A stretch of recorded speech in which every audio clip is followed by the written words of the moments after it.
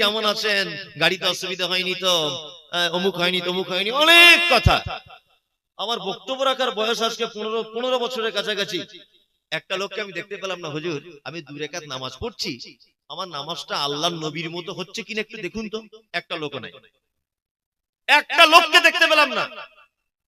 আত্তাহিয়াতু লিল্লাহি আসসালাওয়াতু আত-তাইয়্যিবাতু দুআ মাসুরাটা হচ্ছে কি একটু দেখুন তো। আল্লাহুম্মা সাল্লি আলা মুহাম্মাদ ওয়া আলা আলি মুহাম্মাদ কামা সাল্লাইতা আলা ইব্রাহিম, দরুদ ইব্রাহিমটা সঠিকভাবে হচ্ছে কি দেখুন তো। কেউ জিজ্ঞেস করে না। ও জিজ্ঞেস করছে কি, আর নবীর বাপ জান্নাতে যাবে না জাহান্নামে যাবে, তো এটা জেনে তোমার লাভ কি? ও যদি জান্নাতেই যায় তোমার অসুবিধা কোথায়?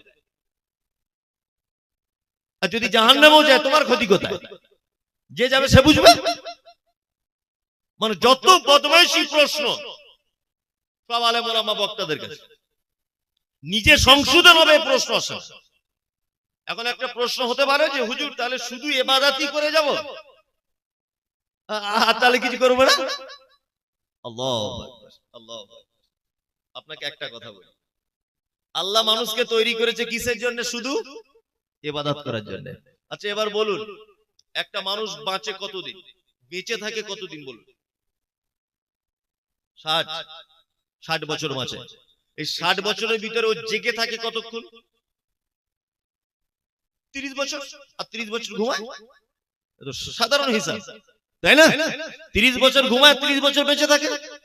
এই বক্তব্যগুলো শুনুন, অনেক কাজ লাগবে। বাচ্চা ছেলের মতো আপনাকে বুঝিয়ে বুঝিয়ে বলছি। তাহলে 30 বছর ওর হাতে থাকলো, এই 30 বছরের 10 বছর পর্যন্ত নামাজ রোজা ফরজ হয়নি, যাকাত বুঝতো না, ইসলাম বুঝতো না, মাইনাস 10 বছর, তাহলে থাকলো কত বছর? 20 বছর, তাই না? 20 বছর। এই 20 বছরের ভিতরে আবার যখন মারা যাবে তার 2-4 বছর আগে অসুস্থ হয়ে যাবে, বিছানায় পড়ে থাকবে, সেন্স থাকবে না, চোখে কম দেখবে, বারবার ওজন নষ্ট হয়ে যাবে, ওর জ্ঞান বুদ্ধি কমে যাবে, ওদিকে আরো 5 বছর ধরে নেন মিস, তাহলে থাকলো কত বছর? 15। এই 15 বছরের ভিতরে আপনি দেখুন ভালো করে, এই 15 বছরের ভিতরে তার বিয়ে করতে হচ্ছে, ছেলে পিলে মানুষ, ভালো করে বুঝবেন। এই 15 বছরের ভিতরে তার ব্যক্তিত্ব, তার নিজস্ব ক্যারিয়ার, তার চাকরি, অর্থ সঞ্চয়, তার জমি জায়গা, তার অদূর ভবিষ্যতের চিন্তা ভাবনা, যাবতীয় পেচ্ছাপ আছে, পায়খানা আছে, গোসল আছে, সবকিছু আছে এই 15 বছরের ভিতরে। আমার মনে হয় চাকরির জন্য যায়, স্কুলে যায়, স্ত্রীকে টাইম দেয়, গোসল করতে হয়, পায়খানা পেচ্ছাপ করতে হয়, আমার মনে হয় আরো 10 বছর চলে যাবে এই করতে করতে। তাহলে থাকলো আর ক বছর? 5 বছর। অথচ আল্লাহ বলছে তোমাকে বানানো হয়েছে কিসের জন্য?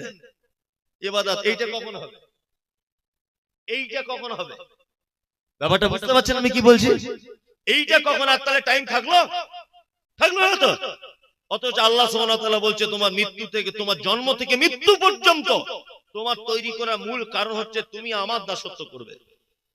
এবার আপনাকে বুঝতে হবে দাসত্ব আর গোলামি কাকে বলে, মূলত কাকে বলে এটা আপনাকে বুঝতে হবে। এক, আল্লাহর নবী বললেন ফজরের, আল্লাহর নবী বললেন তুমি এশার নামাজ পড়ে আর কোনো দিকে যাবে না, বাজারে যাবে না, তোমার কোন জায়গায় যাবে না, তুমি একটা কাজ করবে, তুমি ঘরের ভিতরে ঢুকে যাবে, তোমার বিবিকে নিয়ে তুমি ঘুমিয়ে পড়বে, তোমার বেটাকে নিয়ে তুমি ঘুমিয়ে পড়বে। ঘুমানোর নিয়মটা কি? তুমি দরজা লাগানোর পর লাইটটা অফ করে দিবে, প্রয়োজনে মশারি টাঙিয়ে নিবে, ডান করতে ঘুমাবে, আর ঘুমানোর সময় একটি দোয়া বলবে আল্লাহুম্মা বিসমিকা আমুতু ওয়া আহইয়া। ঘুমের ভিতরে যদি তুমি ভালো খারাপ কোনো স্বপ্ন দেখো তাহলে করট পরিবর্তন করে নিবে, আর একবার বলবে আউযু বিল্লাহি মিনাশ শাইতানির রাজিম। এইটা বলার পরে 3 বার থু থু থু এরকম করে আওয়াজ করবে। ঘুম থেকে উঠে গেলে আল্লাহর নবী বলছেন ঘুম থেকে উঠে যাওয়ার পরে সঙ্গে সঙ্গে তুমি খাদ্যর পাত্রে হাত দিতে পাবে না। কোন জিনিসে হাত দেওয়ার আগে তুমি তোমার হাতটা কবজি পর্যন্ত ধুয়ে নাও, তারপরে তুমি ভাতের থালাতে হাত দাও, চায়ের পাত্রে হাত দাও, তোমার বিস্কুটের প্যাকেটে হাত দাও, তার আগে হাত দিতে পাবে না। আর ঘুমানোর আগে একটা দোয়া বলতে হবে আলহামদুলিল্লাহিল্লাযী আহিয়ানা বাদামা আমাতানা ওয়া ইলাইহিন নুশুর। এই পদ্ধতিতে যদি আপনি ঘুমান তো যতক্ষণ আপনি ঘুমাবেন আপনার লুঙ্গি আগলা হয়ে যাক আর লুঙ্গি পড়া থাক, টোটালটা ইবাদতের সমতুল্য। কারণ আপনার ঘুমানোর পদ্ধতিটা শুরু হয়েছে কাকে দিয়ে? মুহাম্মদ সাল্লাল্লাহু আলাইহি ওয়াসাল্লাম। এবার আপনাকে বলি পানি পান করার সুন্নত কটা? ওই যে 3টা, মানে কিছুই বুঝে না। পানি পান করার সুন্নত কটা? 6টা। কটা? 6টা। 1, বসে পান করতে হয়। 2, ডান হাতে পান করতে হয়। 3, বিসমিল্লাহ বলে পান করতে হয়। 4, দেখে পান করতে হবে। 5, 3 নিঃশ্বাসে পান করতে হবে। 6, পান করা হয়ে গেলে আলহামদুলিল্লাহ বলতে হবে। এটা হচ্ছে পানি পান করার একটি সুন্নত পদ্ধতি। আপনি যদি পানি পান করাটা সুন্নত পদ্ধতিতে যদি করেন, এটাই মুহাম্মদ সাল্লাল্লাহু আলাইহি ওয়াসাল্লামের পদ্ধতিতে যদি আপনার হয়, আল্লাহ সুবহানাহু ওয়া তাআলার দাসত্ব এখানে হয়ে গেল। আপনি প্রতিদিন প্যান্ট জামা কাপড় পরেন, এখন আপনার প্যান্টটি আপনি গাঁটের নিচে পরেন না, উপরে পড়েছেন। আপনি দর্জিকে বললেন যে দর্জি ভাই, আমার প্যান্টটা মুহাম্মদ সাল্লাল্লাহু আলাইহি ওয়াসাল্লাম বলেছেন গাঁটের নিচে পড়লে ওই পা কখনো জান্নাতে প্রবেশ করবে না, তা আপনি গাঁটের উপরে আমার প্যান্টটাকে কাটুন। আপনি যদি হাদিসে আছে বলে আপনার গাঁটের উপরে প্যান্টটাও যদি আপনি তৈরি করেন, ওইটাও আপনার জন্য ইবাদত। কি বললাম বুঝলেন? এক কথাতে আপনার কথা বলা, আপনার চলা, আপনার সারা দিনের রুটিন অনুযায়ী যত কাজ, সমস্ত কাজ যদি আল্লাহ এবং মুহাম্মদ সাল্লাল্লাহু আলাইহি ওয়াসাল্লামের পদ্ধতিতে যদি হয়, তাহলে সেগুলো সব কি ইবাদত, সবটাই ইবাদত। ঘুমোতে যাওয়াটাও ইবাদত, ভাত খাওয়াটাও ইবাদত, কারোর সঙ্গে কথা বলাটাও ইবাদত, সবকিছুই ইবাদত। আসলে আমরা ইবাদত বুঝতে ভুল করেছি যে ইবাদত কাকে বলে। এবার আপনাদেরকে আমি আরেকটা কথা বলি। আল্লাহ সুবহানাহু ওয়া তাআলা মানুষকে তৈরি করেছেন আরো কিছু উদ্দেশ্য আছে। কি উদ্দেশ্য? লিইযহিরাহু আলা দ্বীনি কুল্লি। আল্লাহ তাআলা বলছেন পৃথিবীতে মানুষকে সৃষ্টি করার দ্বিতীয় উদ্দেশ্য হলো পৃথিবীর সমস্ত মতদর্শের উপরে ইসলাম শ্রেষ্ঠ, এইটা প্রমাণ করে দিয়ে তবে তোমাকে কবরে আসতে হবে, তার আগে না। বর্তমানে এটা খুব কঠিন না সহজ? কঠিন না? আমি বলছি একদম পানির মতো সহজ, পানির মতো সহজ। বর্তমানে আমাদের গ্রাম পঞ্চায়েত থেকে শুরু করে আর একেবারেই দেশের রাষ্ট্রপতি পর্যন্ত আমার মনে হয় একটি লোক ইসলামের পক্ষে নেই। ইসলামকে বিভিন্ন রকম ভাবে কটাক্ষ করা হচ্ছে। আপনারা জানেন যে আজ থেকে 2-3 দিন আগে বিহারের সরকার নীতিশ কুমার, আল্লাহু আকবার, একজন মহিলা, একজন মুসলিম বোনকে সম্বর্ধনা জানানোর সময় বা তার হাতে মানপত্র দেওয়ার সময় বা চাকরির অ্যাপয়েন্টমেন্ট তুলে দেওয়ার সময়তে আপনারা দেখতে পাচ্ছেন হিজাবটাকে নিজে হাতে করে খুলে দিচ্ছে। অথচ তাদের মুখের এটা ভাষা, সেই সমস্ত রাজনৈতিক নেতা নেত্রীদের মুখে ভাষা, এটা হচ্ছে গণতন্ত্র দেশ, তাদের মুখের ভাষা। গণতন্ত্র মানে একজন মেথরের নিজস্ব স্বাধীনতা আছে, সে কি খাবে, সে কি করবে, সে কি বলবে, সেটা তার নিজস্ব স্বাধীনতা রয়েছে, রয়েছে না? একজন মুসলিম সে হিজাব পরবে না জিন্স পরবে, সে কি গরুর গোশত খাবে না দেশি মুরগি খাবে, তার নিজস্ব স্বাধীনতা রয়েছে। একজন হিন্দু সে মন্দিরে যাবে না সে কারোর কাছে মাথা নত করবে, তার নিজস্ব স্বাধীনতা আছে। ভারতবর্ষের সংবিধানে এরকম কোথাও লেখা নেই যে কোন ধর্মের নিজস্ব পদ্ধতির উপরে কেউ হস্তক্ষেপ করতে পারে, এটা কখনোই চলবে না। যে যার নিজস্ব গতিতে চলবে। কিন্তু নীতিশ কুমার বুঝিয়ে দিয়েছেন, এবং উনি যদি মহিলাটাকে বলতেন যে তোমাকে চিনতে অসুবিধা হবে, আগে থেকে যদি ওনাকে জানানো হতো তুমি বোরকাটা খুলে এসো, সে ব্যাপার আলাদা। একজন রাজ্যের মুখ্যমন্ত্রী হয়ে হাত দিয়ে টেনে বোরকাটি খুলে দিচ্ছেন, মানে এটা একটা অপমানজনক কাজ। আলহামদুলিল্লাহ, আমি আজকে দেখছিলাম সোশ্যাল মিডিয়াতে মহিলাটি বলছেন যে আমি চাকরি করব না, আমি চাকরি করব না। যে চাকরির জন্য তিনি এসেছিলেন অ্যাপয়েন্টমেন্ট পাওয়ার জন্য, উনি বলছেন যে আমি ওই রকম চাকরি করব না। আলহামদুলিল্লাহ, আমাদের প্রতিটা ঘরে ঘরে মায়েদের এইরকম ভাবেই পর্দা হেফাজত করে চলাই উচিত। যাই হোক, আমি যে কথা বলছিলাম, এই সমস্ত জিনিসগুলো সোশ্যাল মিডিয়াতে দেখার পরে আমাদের কি মনে হয়? আমাদের মনে হয় যে আমাদের দেশের সরকার নরেন্দ্র মোদী যদি না হয়ে হযরত আবু বকর হতেন, তাহলে আমাদের জন্য খুব কল্যাণ হতো। মনে হয় কি হয় না? আর আপনাদের ইচ্ছা হয় যে আমাদের দেশের স্বরাষ্ট্রমন্ত্রী হযরত উসমানের মতো মানুষ হোক? এটা আমরা চাই না? চাই।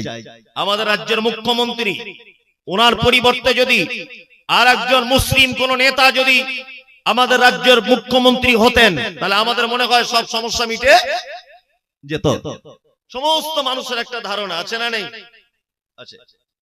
মানে আমরা মুসলমানরা এত বড় বোকা, আমাদের চিন্তা ভাবনা খুব খারাপ, খুব খারাপ। আমরা শুধু চিন্তা ভাবনা করছি যদি কোরআন আর হাদিস দিয়ে সারা দেশটা চলতো কত মজা হতো, ভাবছি না? সারা দেশ ইসলাম কান্ট্রি হয়ে যেত আর মুসলিমদের নেতৃত্বে থাকতো, এরকম মনে হচ্ছে কি হচ্ছে না? হচ্ছে।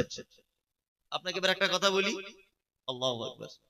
আচ্ছা বলুন, সারা ভারতবর্ষে প্রায় 130 কোটির কাছাকাছি মানুষ বসবাস করে, তাই না? 130 কোটি। এখানে হিন্দু, মুসলিম, জৈন, খ্রিস্টান, মানে আদিবাসী, হাড়ি, চুয়ার, চামার, বাগদি, ছুতর, মেতর সবাই আছে, আছে না? আছে। এর মাঝখান থেকেও কিন্তু আপনি ভাবছেন যে আমাদের দেশের প্রধানমন্ত্রী যদি মুসলিম হতো তাহলে আমরা হাদিস কোরআন দিয়ে দেশ চালাতাম, মনে হচ্ছে না? হচ্ছে। এটা কি করে আপনি ভাবেন? এটা কি করে আপনি ভাবেন? আল্লাহু আকবার, আল্লাহু আকবার। একটা অবাক করা ব্যাপার। আপনার 3.5 হাত বডি, 3.5 হাত, প্রতিটা অঙ্গ প্রত্যঙ্গের আলাদা আলাদা কাজ আছে, কাজ আছে না নেই? আছে, আছে। হাতের আলাদা কাজ, চোখের আলাদা কাজ, ব্রেনের আলাদা কাজ, আছে না নেই? আছে। পায়ের আলাদা কাজ, পেটের আলাদা কাজ। আচ্ছা আপনি বলুন তো দেখি, যে আপনি আজকে ফজরের নামাজের পর থেকে নিয়ে এই রাত পর্যন্ত আপনার টোটাল বডিটা হাদিস এবং কোরআন অনুযায়ী চালাতে পেরেছেন একটা লোক কেউ বলুন তো? বলুন,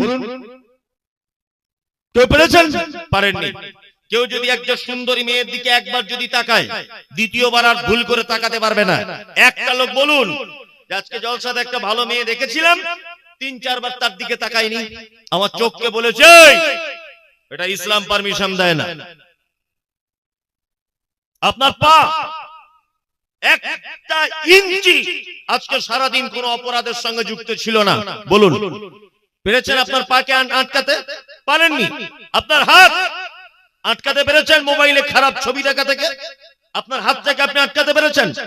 যে মুসলমান তার 3.5 হাত বডিকে কোরআন এবং হাদিস দিয়ে পরিচালনা করতে পারে না, এই মুসলমানের আবার দাবি সারা দেশের প্রধানমন্ত্রী, রাষ্ট্রপতি, স্বরাষ্ট্রমন্ত্রী, মুখ্যমন্ত্রী সমস্ত কিছুটা হাদিস এবং কোরআন দিয়ে যদি দেশটাকে পরিচালনা করা হয় তাহলে খুব ভালো হয়। তুমি 3.5 হাত বডিটাকে হাদিস কোরআন দিয়ে চালাতে পারো না, অথচ তুমি চিন্তা করছো সারা দেশ মুসলিম কান্ট্রি হয়ে যাক আর হাদিস কোরআন দিয়ে দেশ চলুক। এই চিন্তা ভাবনা জীবনে কোনোদিন সার্থক হবে? হবে? হবে না। এইখানে ইসলাম প্রতিষ্ঠা করা সহজ, অতীব সহজ। কেমন করে সহজ? আপনাকে একটা জিনিস দেখাই। আচ্ছা, রাস্তার ডান দিকে চলা সুন্নত না বাম দিকে চলা সুন্নত বলুন? ডান দিকে। আমরা চলি কিভাবে? বাম দিকে। তাহলে এই হাদিসটা ভারতবর্ষে মানা যাচ্ছে না। আমি মনে করব এর জন্য আল্লাহ কিয়ামতের দিন জিজ্ঞাসা করবে না, জিজ্ঞাসা করবে না। সুদ এটা হারাম না হালাল? হারাম। কিন্তু সরকার এমন একটি নিয়ম করে দিয়েছে, জিরো ব্যালেন্সের অ্যাকাউন্ট আপনাকে একটা খুলতে হবে, তাই না? আপনি যদি ব্যাংকে অ্যাকাউন্ট খোলেন 2-4 হাজার টাকা গরিব মানুষ জমা রাখলেন, সেটা যদি 1 বছর থাকে, 2 টাকা হোক আর 1 টাকা হোক, সুদ হবে কি হবে না? হবে।